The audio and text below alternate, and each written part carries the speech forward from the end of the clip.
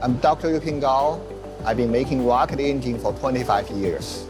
I was working in the aerospace industry where there's a strong demand for additive manufacturing and perfecting of the process. And while I was working at the Rocketdyne, I was able to perfect the additive manufacturing process to a degree and made it to the main space flight production level. We realized the industry, particularly in the additive industry, there's a couple of issues. First is process robustness.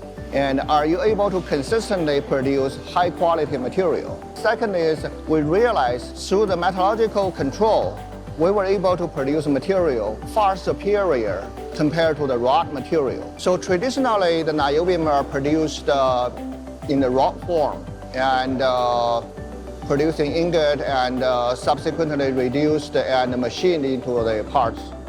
With additive manufacturing, we can directly print the parts to a net shape, final finished product. The property difference is very significant. Well, niobium is widely used for high temperature applications where the cooling isn't necessarily available for them.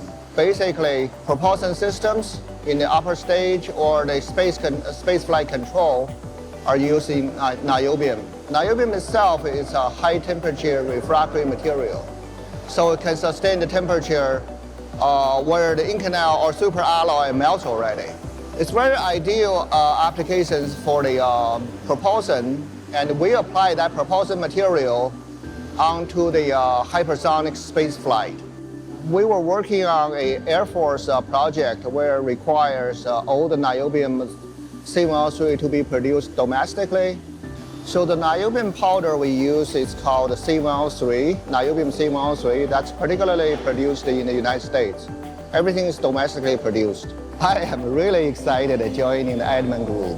ADDMAN brings the resources, and not only in the additive side, and in the machining, advanced formings, and everything. We're just like, this is something we're very happy to have the resources behind us so we can offer customers advanced manufacturing solutions. I'm Dr. Youping. I'm with ADDMAN.